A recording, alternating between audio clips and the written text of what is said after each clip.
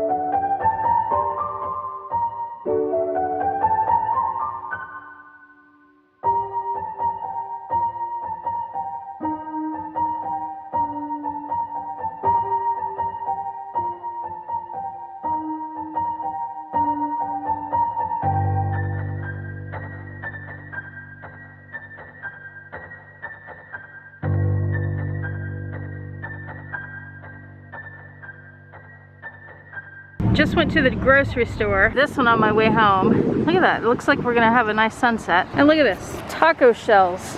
I never make tacos. This is all Yota's fault.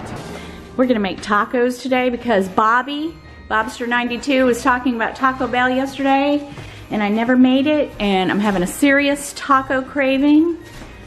Yeah, so that's what we're having on this rainy Saturday. You excited, Keith? I am. You guys are not gonna believe this.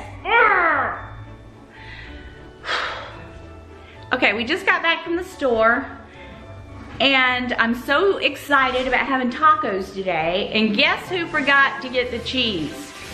Yes, that one right there. There's some of that pretty sunset I predicted.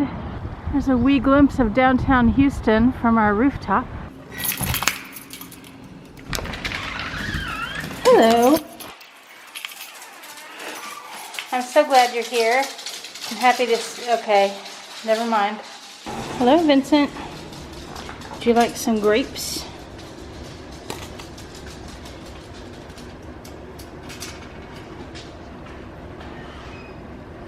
Do you want some grapes? They're in your bowl. No? Okay. It's time to see what wine we have today. I believe today is the 14th. So let's go in door number 14 here. Ooh, that box is getting light. It's moving when I take a bottle out. We have a red. And, oh, look at this, a Mourvedre. Remember we had the rosé of Mourvedre the other day. Hello, Roxy. Fortune Favors. It's from Napa Valley 2017, not a 2019. All right, looking forward to that one. I need to go aerate it.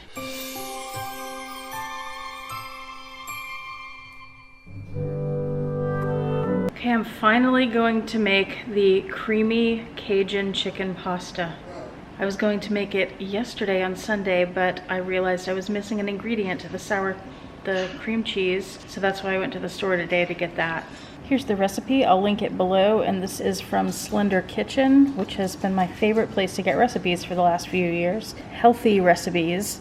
And if you do Weight Watchers, a lot of the recipes have the Weight Watchers points on them. For this recipe, you will need pasta, chicken, Cajun seasoning, olive oil, a red bell pepper, a green bell pepper, a red onion, garlic, fire roasted diced tomatoes, and the ingredient I was missing, a low-fat cream cheese. A scallion is also in the recipe. It's optional. It's to be added fresh at the end when you serve it, which I don't think we've ever actually done before, but I'm going to try it this time. I have the pot of water on to boil for the pasta. And you toss the chicken with a tablespoon of the Cajun seasoning. Add the chicken to some heated olive oil.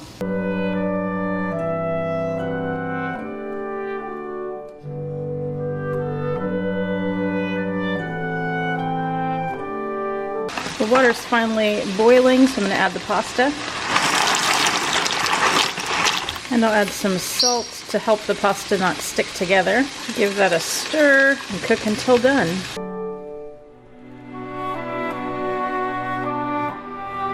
Cooking these a little bit longer than I usually would because the pasta is taking longer. Now it's time to add the fire roasted tomatoes, undrained with all the juice. And that juice will cool the pan down a little bit and help the vegetables to not overcook.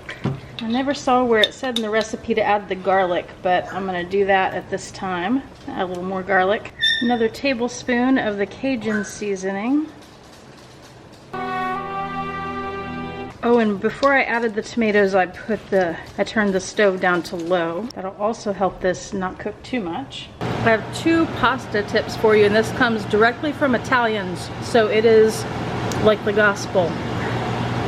Reserve some of the pasta water. This is a 1/4 cup because I won't need much because it's a really liquidy sauce. But reserve that to put with the pasta when you're cooking it with the other stuff.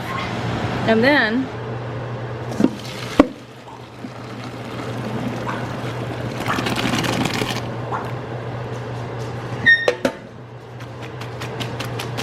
once you drain the pasta, never rinse it. That'll take the starches off of it. It won't be as good and it won't allow the sauce to stick as well. Now I'll add the cream cheese. This of course is what makes this a creamy Cajun chicken pasta.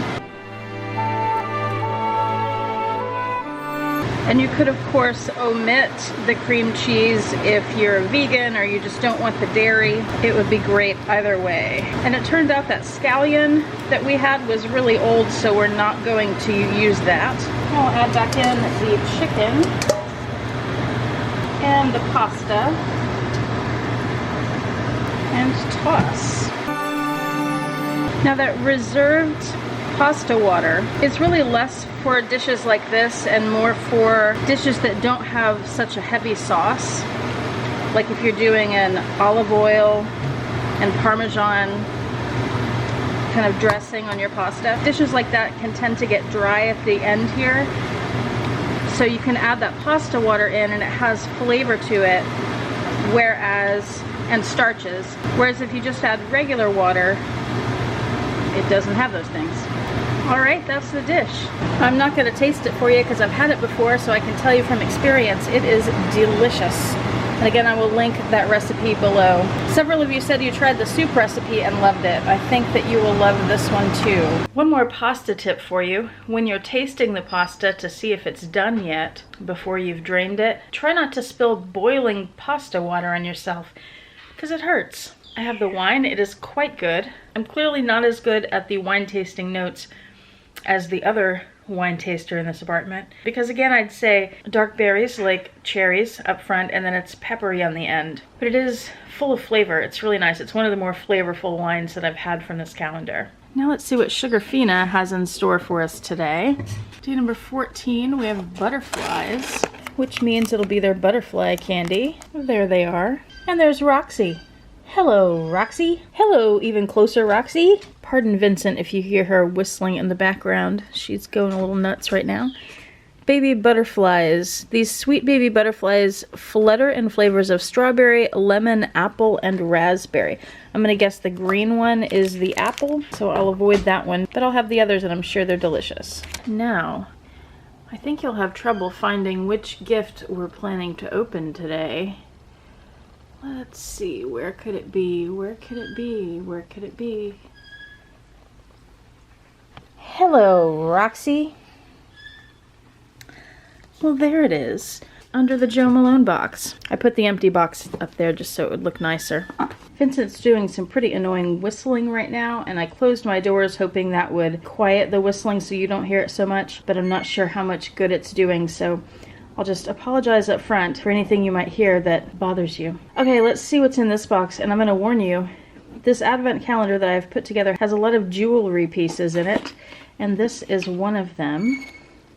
This is a brand that I've been wanting to try called Julie Voss. I keep seeing their ads on Facebook, even though I wanted to get a piece, and I got this from their Black Friday sale, so it was a decent enough price, I guess. And the beading that they use, and the stones, it's mostly glass pieces. In general, their jewelry is made of semi-precious stones, pearl and imported glass, hand set in 24 karat gold plate over nickel-free brass, and sealed to prevent tarnish. Also, I'm upset, and they said this on the website, so I knew this was going to happen, but for the price that I paid for this, it should have come in a box. All the advertising that they have on their website, all the marketing for their pieces, shows their pieces in boxes. They should ship like that. They say they have a little disclaimer on their website about it being really busy right now in the holiday season. It sounded like they just don't have time to put your jewelry in a box. That's ridiculous. That's really, really stupid and terrible customer service. If you're paying this much, it should come in a box, because you're paying for the box when you pay these prices. Here's what I got. It's a little ring. And this was called the Paris ring, and this one was the Paris Luxe, I believe. The regular Paris ring had, instead of black stones here, they were white. And I think this is just all glass. But this one has black stones. And I just thought the gold and the black would be a nice classic combination of colors. I would love to get one of their bracelets, but I feel like they're so chunky that I probably wouldn't end up wearing it that often. Here it says the original price was $165, and like I said, I'm pretty sure I paid $125, made in India. And here it is on the finger. So it does stick out a bit here. And yeah, I like it. It's really pretty. I like that the bulkier part isn't between my fingers, because I'm used to feeling my fingers against my fingers and not having something get in the way. This isn't so bulky where it's between the fingers that it's annoying. I like it. I think it's pretty. And I'll link them below if you're interested in getting anything. If you are one of the people in the Houston area and you'd like to see these things in person, Bearings Hardware carries them. Are you ready? Thought so. Yes.